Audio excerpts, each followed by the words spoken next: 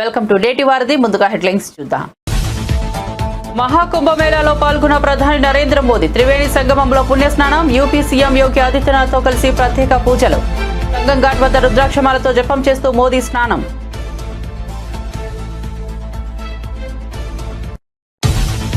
ఆంధ్రప్రదేశ్ ప్రభుత్వం కీలక నిర్ణయం. ఇకపై ప్రభుత్వ ఉత్తర్వులు తెలుగు భాషలో కూడా. ప్రతి జీవో మొదట ఇంగ్లీష్లో విడుదల, ఆ తర్వాత 2 రోజుల్లోపు అదే జీవోలు తెలుగు భాషలో జారీ.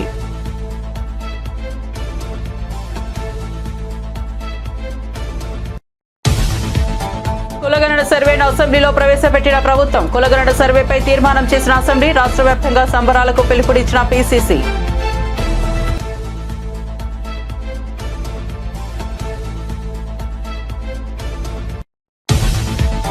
బీసీ డిక్లరేషన్ పేరిట కాంగ్రెస్ సర్కార్ పూర్తిగా అబద్దాలను ప్రచారం చేసిందన్న కేటీఆర్. నిన్నటి అసెంబ్లీ సమావేశం తెలంగాణ ప్రజలకు 2 విషయాలు స్పష్టం చేసింది. పూర్తిగా విఫలమైందన్న ప్రభుత్వానికి దేనిపై కూడా స్పష్టత లేదని వెల్లడి.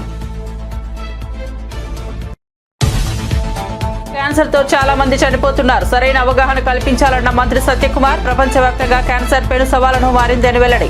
సినీ నటులు క్యాన్సర్ అవగాహన కార్యక్రమంలో పాల్గొనాలని పిలుపు.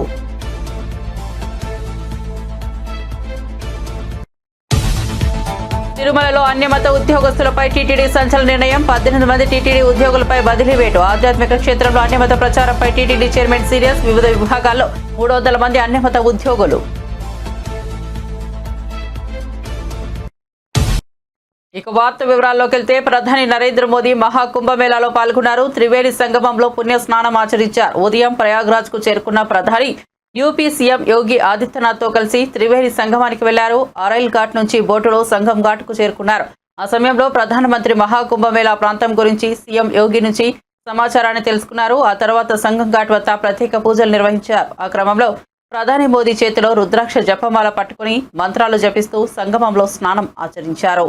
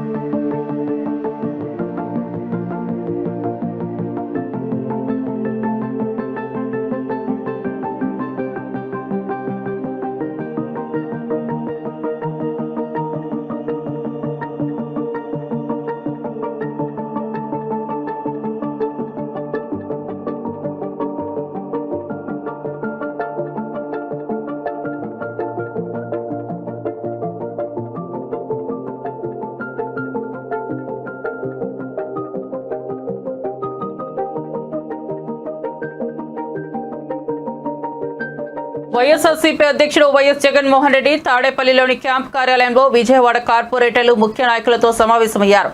ఈ సమావేశంలో తాజా రాజకీయ పరిణామాలు, పార్టీ వ్యూహాలు, విజయవాడలో పార్టీ బలోపేతంపై చర్చించారు.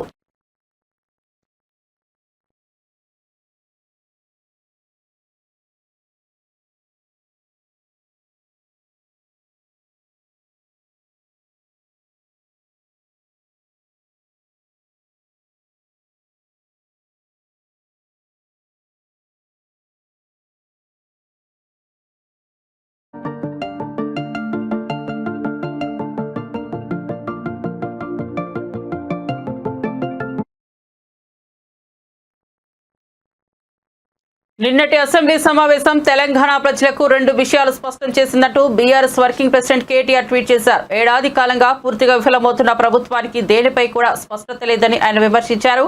బీసీ డిక్లరేషన్ పేరిట కాంగ్రెస్ సర్కార్ పూర్తిగా అబద్దాలను ప్రచారం చేసిందని, అసెంబ్లీలో సమర్పించిన డేటాపై రాష్ట్ర సర్కార్కి ఏమాత్రం క్లారిటీ లేదన్నారు కేటీఆర్. బీసీలకు స్థానిక సంస్థల్లో 42% రిజర్వేషన్ ఇవ్వాలనే ఉద్దేశం కాంగ్రెస్ పార్టీకి ఎంత మాత్రం లేదని, నిన్నటితో తేలిపోయిందని, రిజర్వేషన్ల అంశంపై నిస్సిగ్గుగా కాంగ్రెస్ పార్టీ యూటర్న్ తీసుకుందన్నారు. కేంద్రంపైకి నెపం నెట్టి తప్పించుకోవాలని పన్నాగం వేసిందని ఆయన మండిపడ్డారు. గ్రామాలలో కులగణన వర్గీకరణ సంబరాలు చేయాలని పార్టీ నేతలకు టీపీసీసీ చీఫ్ మహేష్ కుమార్ గౌడ్ ఆదేశించారు. శాసనసభలో 2 చారిత్రక నిర్ణయాలు తీసుకున్న విషయం మనకు తెలిసిందే. ఎన్నో ఏళ్లుగా పెండింగ్ లో ఉన్న బీసీ కులగణనను ఎస్సీల వర్గీకరణ విషయంలో మన ప్రభుత్వం తీసుకున్న నిర్ణయాలు చరిత్రలో నిలిచిపోతాయన్నారు. సమాజంలో రెండు ప్రధాన వర్గాలు బీసీలు, ఎస్సీలు ఎంతో కాలంగా ఎదురు చూస్తున్న కులగణన వర్గీకరణ కార్యక్రమాలు కార్యాచరణకు సిద్ధమయ్యాయని మహేష్ కుమార్ గౌడ్ అన్నారు. ఈ నేపథ్యంలో టీపీసీసీ అధ్యక్షులు మహేష్ కుమార్ గౌడ్ మాట్లాడుతూ అన్ని గ్రామాలలో, మండలాలలో, నియోజకవర్గాలలో, జిల్లా కేంద్రాల్లో పెద్ద ఎత్తున సంబరాలు చేయాలని ఆయన అన్నారు. ముఖ్యమంత్రి రేవంత్ రెడ్డి, ఉప ముఖ్యమంత్రి బట్టి విక్రమార్క, ఉపసంఘం chairman Shri Uttam Kumar Reddy, co chairman Damodara Rajanarasimha తదితరులు ఈ కార్యక్రమంలో పాల్గొన్నారు. ఇన్నేళ్లు బీసీలకు ఏమీ చేయలేనని రాజకీయ పార్టీలు, రాజకీయ నాయకులు ఈ బహత్తరమైనటువంటి యజ్ఞం లాంటి కార్యక్రమాన్ని చూసి ఓర్చుకోలేక నానా మాటలు మాట్లాడుతూ ఉన్నారు. బీసీ సంఘాల వారిని తప్పుదో పట్టిస్తూ ఉన్నారు. నేను మీ ద్వారా ఈ అవాస్తవాల్ని ప్రచారంలోకి తీసుకున్నటువంటి నాయకులకి ప్రశ్నిస్తూ ఉన్నాను. ఏ ఆధారంగా మీరు మాట్లాడుతూ ఉన్నారు? ఇప్పటి వరకు సర్వేనే జరగలే ఈ రాష్ట్ర జనాభా విషయంలో. దేన్ని ఆధారం చేసుకుని మీరు మాట్లాడుతూ ఉన్నారు? ఊహాజనిత సంఖ్యలతో పోల్చుకుంటూ మీరు మాట్లాడుతూ ఉన్నారు. మేము గట్టిగా చెప్తా ఉన్నాము, ఇది అధికారిక శాస్త్రీయబద్ధంగా జరిగిన సర్వే. నేను ఈ రాష్ట్రంలో ఉన్న బీసీ సంఘాలకి, బీసీ నాయకులకు చెప్తా ఉన్నాను, రాజకీయ నాయకులు ఉచ్చులో పడొద్దు మీరు. ఇది మొదటిసారిగా కాంగ్రెస్ పార్టీ సాహసోపేతంగా తీసుకున్న నిర్ణయం. ఇది మన జనాభా శాతం అధికారికంగా వ్యక్తపరిచినట్టు సందర్భం. ఇది దీన్ని సద్వినియోగం చేసుకోవాల్సింది పోయి అసలు ఏమీ ఇయ్యలేని రాజకీయ పార్టీలు, ఇన్నాళ్ళు బీసీని అనగదొక్కిన రాజకీయ పార్టీలు, బీసీలంటే పడక బీసీని సర్వనాశనం చేసినటువంటి రాజకీయ నాయకులు మాట్లాడుతూ ఉంటే మీరు ఆ ఉచ్చులో పడద్దని విజ్ఞప్తి చేస్తూ ఉన్నాను. పొంతలనేని సంఖ్యలు తీసుకొచ్చి మాట్లాడుతూ ఉన్నారు. ఏ ఆధారంగా మాట్లాడుతూ ఉన్నారు మీరు? ఏముంది మీ దగ్గర ఆధారం? మా దగ్గర ఆధారాలు ఉన్నాయి. స్పష్టంగా, జాగ్రత్తగా దాదాపు 1,00,000 మంది పైగా ఎమ్యూనినేటర్స్తో రోజుకు 8 నుంచి 10 ఇళ్ళు మాత్రమే సర్వే చేసి పకడ్బందీగా ఈ వాస్తవాల్ని పొందుపరచడం జరిగింది.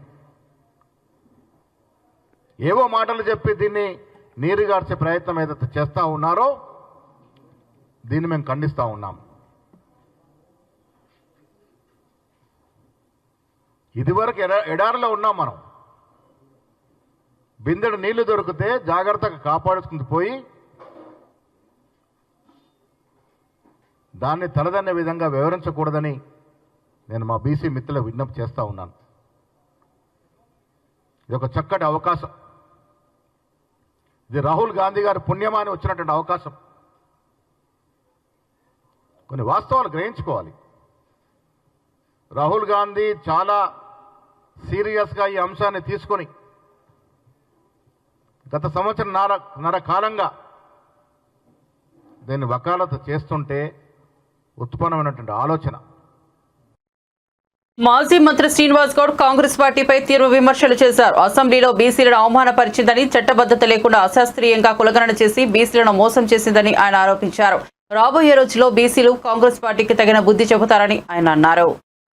కాంగ్రెస్ ప్రభుత్వం నిన్న అసెంబ్లీ సమావేశాలు ఏర్పాటు చేసి కేవలం బీసీలను అవమానపరచడానికే అసెంబ్లీ సమావేశాలు పెట్టినట్లు కనిపిస్తూ ఉంది.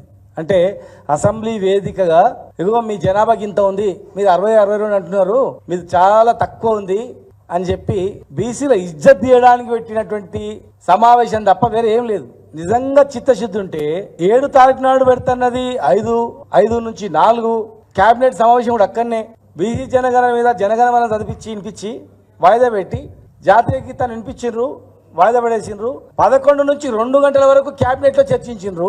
మరి క్యాబినెట్లో 11 నుంచి 2 గంటల వరకు చర్చిస్తే శాసనసభ్యులు ఎట్లా ప్రిపేర్ కావాలి? క్యాబినెట్లో ఇచ్చినటువంటి నోట్ను వేలాది పేజీలు అని చెప్తున్నారు మీరు.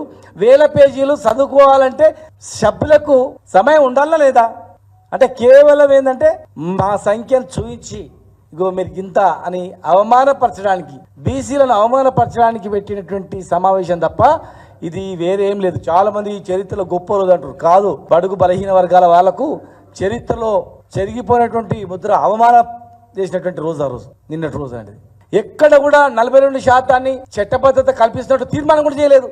అసెంబ్లీ పెట్టినప్పుడు అసెంబ్లీలో తీర్మానం చేయాలి కదా, క్యాబినెట్లో తీర్మానం చేయాలి కదా. 42% ఎలక్షన్ మేనిఫెస్టో ప్రకారం రిజర్వేషన్ ఇస్తున్నామని చెప్పి క్యాబినెట్ తీర్మానం చేయలేదు, అసెంబ్లీలో తీర్మానం చేయలేదు. దానికి చట్టబద్ధత కలిగించడానికి ఎలాంటి చర్యలు చేపట్టలేదు. కేవలం తూతు మంత్రంగా సమావేశం ఏర్పాటు చేసి ఎస్సీ వర్గీకరణ విషయంలో కూడా కొత్తగా చేసింది ఏమిటి? సుప్రీంకోర్టు ఇచ్చిన తీర్పును అమలు చేస్తున్నారు. సుప్రీంకోర్టు ఇచ్చిన తీర్పు అమలు చేయకపోతే ఖచ్చితంగా మా నాయకులు మళ్ళీ కోర్టుకు వెళ్తారు, కంటెంప్ట్ పోతారు, కొట్లాడతారు.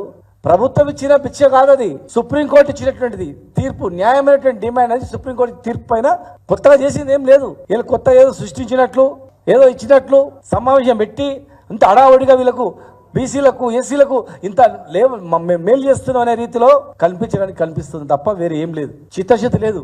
తమిళనాడు తరహా రిజర్వేషన్ కావాలంటే తమిళనాడు తరహా, తమిళనాడు ఎట్లా చేసిందని అధ్యయనం చేసిండ్రా? తమిళనాడులో 50% మించి, ఇప్పుడు 42% అంటే ఖచ్చితంగా 50% మించి ఉంటుంది. 50% మించి రిజర్వేషన్ ఇవ్వాలంటే దానికి కావాల్సినటువంటి న్యాయపరమైన చిక్కుల గురించి ఆలోచన చేసిండ్రా? క్యాబినెట్లో చర్చించిండ్రా? ఒకవేళ అలాంటి అంశం వచ్చినప్పుడు దాన్ని ఛేదించడానికి ఏవైనా మార్గాలు అన్వేషించిండ్రా? ఎలాంటి చట్టబద్ధత తీసుకురాకుండా, అసెంబ్లీ తీర్మానాలు చేయకుండా, చర్చించకుండా, అఖిలపక్షం యొక్క సమావేశాన్ని ఏర్పాటు చేయకుండా, రేపు అవసరం అనుకుంటే సవరణ చేయాలనుకున్నప్పుడు మరి కేంద్రంతోనే ఎట్లా వ్యూహం అందించాలని చెప్పి ఆ భారతీయ జనతా పార్టీతో అవలంబించిన తీరు కానీ అఖిలపక్ష మీటింగ్ ఏది చేయకుండా కేవలం ఇగో మీకు ఇవ్వాలని అసెంబ్లీలో పెట్టినాము, అసెంబ్లీలో పెట్టి కోర్టుకు పోయిండో లేకపోతే సుప్రీంకోర్టుకు పోయిండో. ప్రపంచవ్యాప్తంగా క్యాన్సర్ వ్యాప్తి పెను సవాల్గా మారిందని వైద్యారోగ్య శాఖ మంత్రి సత్యకుమార్ యాదవ్ అన్నారు. ఇప్పటి వరకు 17.5% క్యాన్సర్ కారణంగా మరణిస్తున్నారని తెలిపారు. 9% మరణాలు క్యాన్సర్ వల్ల ఆంధ్రప్రదేశ్ రాష్ట్రంలో జరుగుతున్నాయి. ప్రజలకు సరైన అవగాహన లోపం, సరైన టైంలో చికిత్స లేకపోవడంతో మరణాలు కొనసాగుతున్నాయన్నారు. క్యాన్సర్ రోగానికి చికిత్స పొందితే నయమవుతాయన్నారు. కేంద్ర రాష్ట్ర ప్రభుత్వాలు క్యాన్సర్ బాధితులను ఆదుకోవడానికి పెద్ద ఎత్తున చర్యలు తీసుకున్నామని మంత్రి సత్యకుమార్ యాదవ్ పేర్కొన్నారు. ఈ క్యాన్సర్ పైన మహిళల్లో ప్రధానంగా అవగాహన కల్పించడం కోసం సమయం ఇవ్వాల్సిందిగా కోరినప్పుడు వారు క్యాన్సర్ సర్వైవర్ కాబట్టి వెంటనే తను అనుభవించిన బాధని తెలియజేస్తూ ఖచ్చితంగా ఆంధ్రప్రదేశ్ ప్రభుత్వం వైద్య ఆరోగ్య శాఖతో కలిసి క్యాన్సర్ అవగాహన కార్యక్రమంలో పాలు పంచుకుంటానని వారు చెప్పడం జరిగింది. ఈ సందర్భంగా వారికి నేను ప్రత్యేకంగా ధన్యవాదాలు తెలియజేస్తున్నాను. అయితే ఇవాళ క్యాన్సర్ గురించి ప్రపంచమంతా అతలాకుతలం అవుతుంటే ప్రత్యేకంగా ఆంధ్రప్రదేశ్లో కూడా ఏటా 70,000 మంది క్యాన్సర్ బారిన పడుతున్న కొన్ని అంచనాల ప్రకారం ICMR కానీ వరల్డ్ హెల్త్ ఆర్గనైజేషన్ ప్రకారం కానీ దాంట్లో 40 నుంచి 42,000 మంది సగటున ప్రాణాలు కోల్పోతున్నారు. ఇంతటి ప్రమాదకరంగా మారిన క్యాన్సర్ని నియంత్రించాల్సిన అవసరం ఉంది, నివారణ చర్యలు తీసుకోవాల్సి ఉంది. కొద్దిగా ఆహారపు అలవాట్లు మార్చుకోవాలి, కొద్దిగా జీవన శైలిని మార్చుకోవడం వల్ల క్యాన్సర్ను మనం నివారించుకోవచ్చు. లేదా ముందస్తు పరీక్షలు చేయడం వల్ల వాటిని ప్రాథమిక దశలోనే గుర్తించి పూర్తిగా నయం చేసుకోవచ్చు అనే విషయాన్ని ఇవాళ నేను క్యాన్సర్ దినం సందర్భంగా ప్రజలందరికీ కూడా తెలియజేస్తున్నాను. వాళ్ళ కేంద్ర ప్రభుత్వం మీకు సర్వైకల్ క్యాన్సర్ కోసం యుక్త వయసులో ఉన్న అమ్మాయిలకి HPV వ్యాక్సిన్ ఇచ్చే ప్రయత్నం చేస్తూ ఉంది. అదేవిధంగా 200 బడ్జెట్లో రాబోయే 3 సంవత్సరాల్లో ప్రతి జిల్లాకి ఒక క్యాన్సర్ డే కేర్ సెంటర్ని ఏర్పాటు చేయాలని కూడా ప్రయత్నం చేస్తూ ఉంది. ఈ సంవత్సరంలోనే 200 క్యాన్సర్ డే కేర్ సెంటర్లను కూడా ఏర్పాటు చేయాలని బడ్జెట్లో ప్రతిపాదన చేసింది. ఇంత పెద్ద ఎత్తున కేంద్ర రాష్ట్ర ప్రభుత్వాలు క్యాన్సర్ నివారణ కోసం, పరీక్షల కోసం ప్రయత్నం చేస్తుంటే ప్రజలు కూడా భాగస్వామ్యులు కావాల్సిన అవసరం ఉంది. గత 10 సంవత్సరాల్లో కేంద్రంలో నరేంద్ర మోడీ గారి నాయకత్వంలో NDA ప్రభుత్వం వచ్చినప్పటి నుంచి వైద్యం మీద ప్రత్యేకంగా దృష్టి పెట్టిన విషయాన్ని దేశ ప్రజలు గమనించాల్సిన అవసరం ఉంది. ప్రధానంగా ఆర్థిక సంవత్సరం 15-16లో 29% మాత్రమే వైద్యం మీద ఖర్చు పెడితే అదే 22-23కి వచ్చేసరికి అది 48% పెరిగిన విషయాన్ని మనం ఇక్కడ గమనించాల్సి ఉంది. దాన్ని బట్టి ప్రజా ఆరోగ్యం మీద ఎంత ప్రత్యేకమైన దృష్టి పెట్టింది ప్రభుత్వం అనే విషయాన్ని కూడా గుర్తించాలి. 2022-23లో స్థూల జాతీయోత్పత్తిలో జీడిపిలో 3.8% కేంద్రం రాష్ట్ర ప్రభుత్వాలు ఖర్చు పెట్టాయి.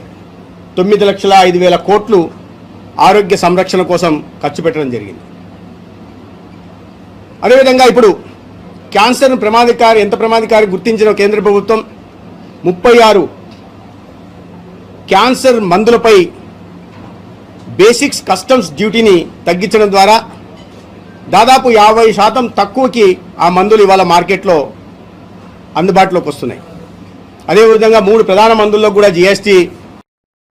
ఆంధ్రప్రదేశ్ ప్రభుత్వం కీలక నిర్ణయం తీసుకుంది. ఇకపై ప్రభుత్వ ఉత్తర్వులు తెలుగు భాషలో కూడా జారీ చేయనుంది. గత నెలలోనే ఈ ప్రక్రియను ప్రారంభించాలని ప్రభుత్వం నిర్ణయించగా కొన్ని సాంకేతిక కారణాల వల్ల ఆలస్యమైంది. ప్రస్తుతం ఈ ప్రక్రియను హోంశాఖ ప్రారంభించింది. తొలిసారిగా ఒక ఖైదీ ఫెరోల్కు సంబంధించిన జీవోను తెలుగు భాషలో విడుదల చేశారు. ఆంధ్రప్రదేశ్ ప్రభుత్వం తీసుకున్న ఈ నిర్ణయం స్థానిక ప్రజల కోసం కీలకమైన చర్యగా భావిస్తున్నారు. ప్రతి జీవో మొదట ఇంగ్లీష్లో విడుదల కానుంది. ఆ తర్వాత 2 రోజుల్లోపు అదే జీవోను తెలుగు భాషలో జారీ చేస్తారు.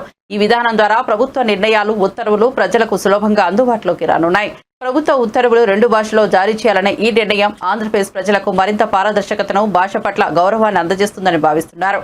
తెలుగు భాషలో ఉత్తర్వుల ప్రక్రియ త్వరితగతిన కొనసాగేందుకు అధికారులు చర్యలు చేపట్టారు. అండర్-19 మహిళల T20 ప్రపంచ కప్లో రాణించిన క్రికెటర్ గొంగడి త్రిషను తెలంగాణ ముఖ్యమంత్రి రేవంత్ రెడ్డి అభినందించారు. బుధవారం ఆమె సీఎం రేవంత్ ను కలిశారు. ఈ సందర్భంగా త్రిషను శాల్వాతో సీఎం సత్కరించారు. ఆమెకు కోటి నజరానా ప్రకటించారు. భవిష్యత్తులో దేశం తరపున మరింతగా రాణించాలని సీఎం రేవంత్ రెడ్డి ఆకాంక్షించారు.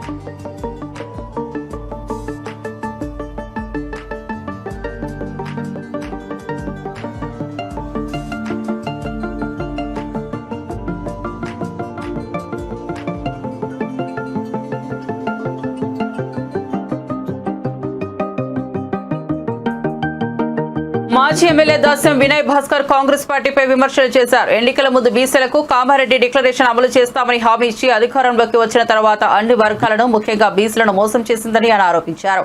రాబోయే రోజుల్లో బీసీలు కాంగ్రెస్ పార్టీకి తగిన బుద్ధి చెబుతారని అన్నారు.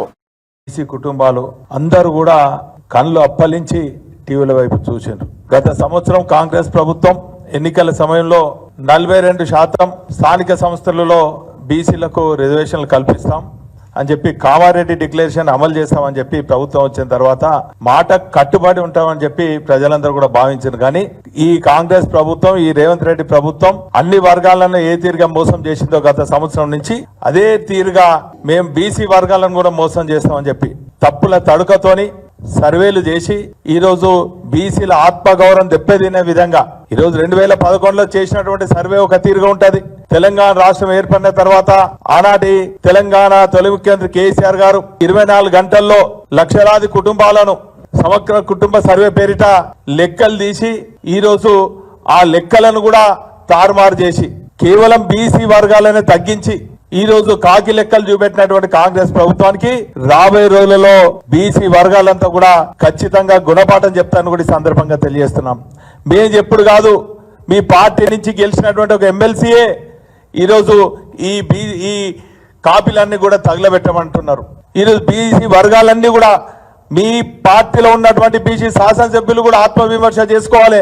ఈ రోజు బీసీ వర్గాల పక్షాన ఉంటారా, కాకి లెక్కలు చూపెట్టి కాంగ్రెస్ పక్షాన ఉంటారా అన్నది కూడా మరి కాంగ్రెస్ పార్టీలో ఉన్నటువంటి బీసీ ఎమ్మెల్యేలు ఆత్మవిమర్శ చేసుకోవాలని కూడా ఈ సందర్భంగా తెలియజేస్తూ, ఇప్పటికైనా కూడా సరిచేసి, ఈరోజు నిన్న మేము అసెంబ్లీలో బిల్ పాస్ చేస్తామని చూసిండ్రు, ఈరోజు మళ్ళా కంటి చూపు చర్యగా ఈరోజు బీసీ వర్గాలను మోసపూరితంగా ఈరోజు మా జనాభాను తక్కువ చేసి ఈరోజు 46% ఉన్నదనో, దానికి ఇంకా 10% మైనార్టీలు మరి కలిపి ఈరోజు 46% అని చెప్పి ఈరోజు ఏదో మీరు చేస్తున్నటువంటి కాకి లెక్కలు ప్రజలందరూ కూడా గమనిస్తున్నారు.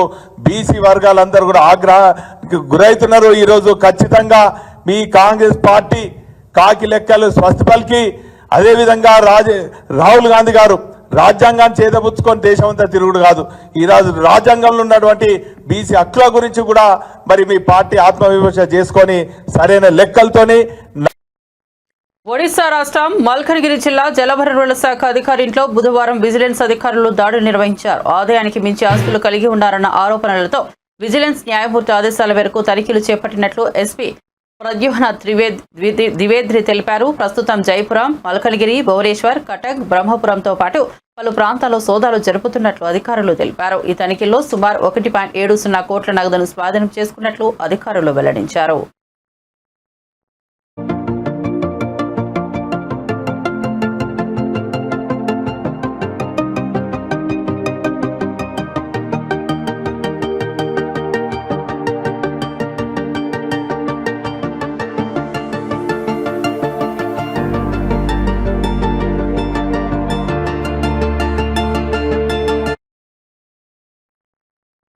అక్రమ వలసదారులపై కఠిన చర్యలు తీసుకుంటున్న అమెరికా ప్రభుత్వం 205 మంది భారతీయులను బహిష్కరించింది. ఈ భారతీయులు అమెరికా నుంచి ప్రత్యేక విమానంలో తిరిగి వచ్చి అమృత్సర్లో ల్యాండ్ అయ్యారు. గత నెలలో అమెరికా అధ్యక్షుడిగా డొనాల్డ్ ట్రంప్ పదవి బాధ్యతలు స్వీకరించిన తరువాత చట్ట అమలు సంస్థలో వలసదారులపై కఠిన చర్యలు చేపట్టాయి. ఈ చర్యలలో భాగంగా అక్రమంగా నివాసముంటున్న భారతీయులను గుర్తించి బహిష్కరించారు. అమెరికా వలస చట్టాలను ఉల్లంఘించిన వారిపై మరింత కఠినమైన చర్యలు ఉంటాయని అధికారులు తెలిపారు.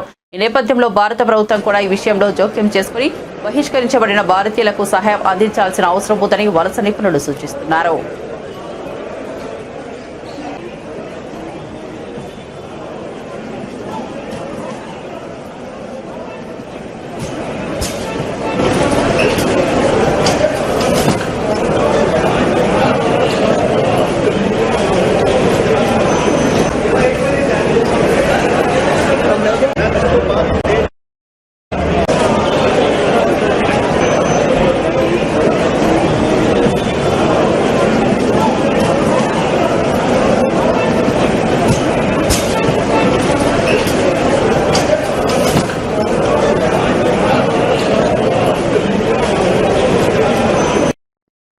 ఢిల్లీలో ఎన్నికలు జరుగుతున్న నేపథ్యంలో ఢిల్లీ సీఎం అతిషి తన ఓటు హక్కును వినియోగించుకున్నారు. ఈ సందర్భంగా ఆమె మీడియాతో మాట్లాడారు. ఈ ఎన్నికలు సాధారణ ఎన్నికలు కావు, ఇది ధర్మయుద్ధం, మంచి చెడుల మధ్య పోరు. ఒకరి వైపు అభివృద్ధి కోసం పాటుపడుతున్న విద్యావంతులు, మరోవైపు గూండాయిజం చేస్తున్న వారు అని సీఎం అతిషి వ్యాఖ్యానించారు. ఢిల్లీ ప్రజలు అభివృద్ధిని ఎన్నుకుంటారని తనకు నమ్మకం ఉందని ఆమె పేర్కొన్నారు. ఈ ఎన్నికలు రాష్ట్ర భవిష్యత్తును నిర్ణయించేలా ఉంటాయని ఆమె తెలిపారు. ये जो दिल्ली का चुनाव है, ये सिर्फ चुनाव नहीं है, ये एक धर्म युद्ध है। ये अच्छाई और बुराई की लड़ाई है, ये सत्य और असत्य की लड़ाई है, ये काम और गुंडागर्दी की लड़ाई है।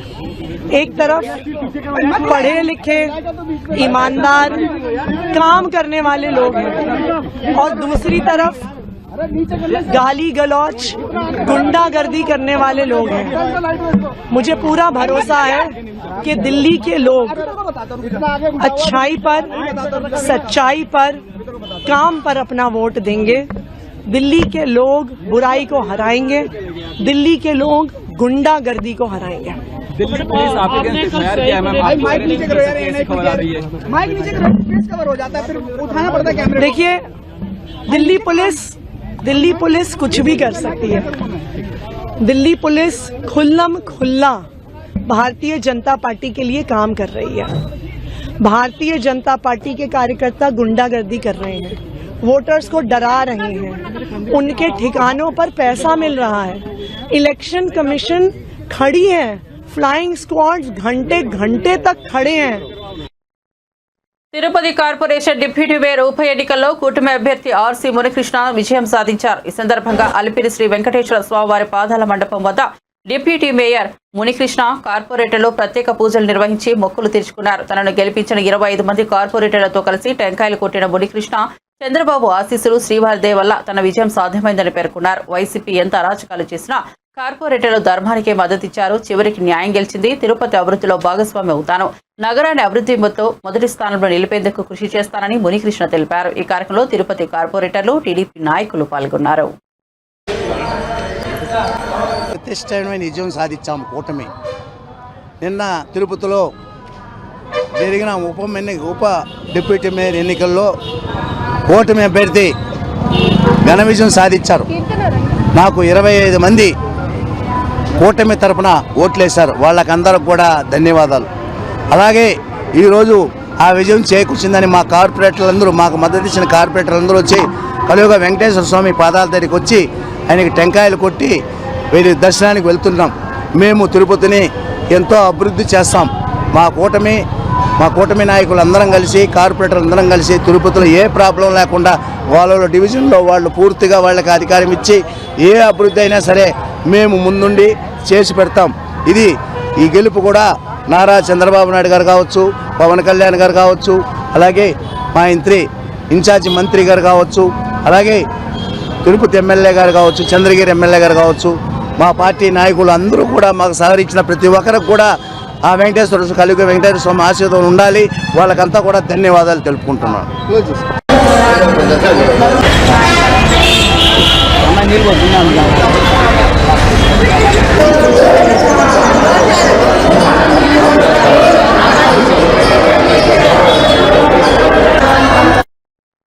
తిరుమల కొండపై అన్యమత ప్రచారం, టీటీడీలో అన్యమత ఉద్యోగస్తుల విషయంలో చైర్మన్ బీఆర్ నాయుడు సీరియస్ గా స్పందించారు. టీటీడీ సంస్థలలో అన్యమత ఉద్యోగులపై బదిలీ వేటు వేశారు.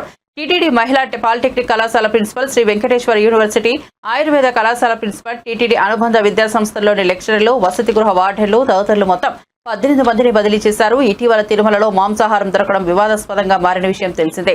టీటీడీలో ఉన్నత స్థాయిలో అన్ని మతాలకు చెందిన వారు ఉన్నారని విమర్శలు వినిపిస్తున్నాయి. కొండపై మాంసాహారం, గంజాయి, మద్యం దొరుకుతున్నాయని, దీనివల్ల తిరుమల క్షేత్రం పవిత్రత దెబ్బతింటోందని, అన్యమత ప్రచారం చాప కింద నీరులా విస్తరిస్తోందని భక్తులు తీవ్ర ఆందోళన వ్యక్తం చేశారు. ఈ నేపథ్యంలో కూటమి ప్రభుత్వం అప్రమత్తమైంది.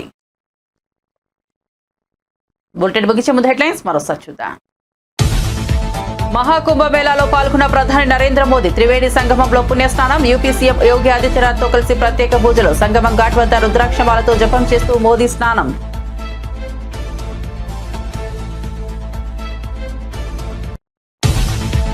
ఆంధ్రప్రదేశ్ ప్రభుత్వం కీలక నిర్ణయం. ఇకపై ప్రభుత్వ ఉత్తర్వులు తెలుగు భాషలో కూడా. ప్రతి జీవో మొదటి ఇంగ్లీష్లో విడుదల, తర్వాత 2 రోజుల్లోపు అదే జీవోను తెలుగు భాషలో జారీ.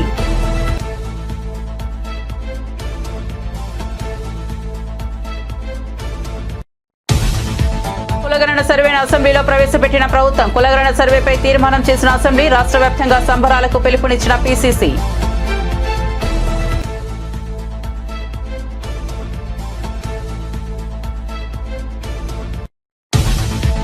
బీసీ డిక్లరేషన్ పేరిట కాంగ్రెస్ సర్కార్ పూర్తిగా అబద్దాలు ప్రచారం చేస్తుందన్న కేటీఆర్. నిన్నటి అసెంబ్లీ సమావేశం తెలంగాణ ప్రజలకు 2 విషయాలు స్పష్టం చేసింది. పూర్తిగా విఫలమవుతుందన్న ప్రభుత్వానికి దేనిపై కూడా స్పష్టత లేదని వెల్లడి.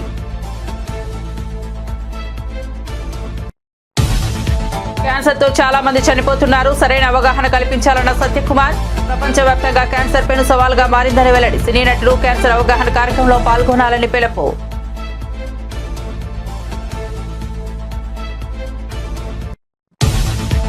తిరుమలలో అన్యమత ఉద్యోగస్తులపై టీటీడీ సంచలన నిర్ణయం. 18 మంది టీటీడీ ఉద్యోగులపై బదిలీ వేటు. ఆధ్యాత్మిక క్షేత్రంలో అన్యమత ప్రచారంపై టీటీడీ చైర్మన్ సీరియస్.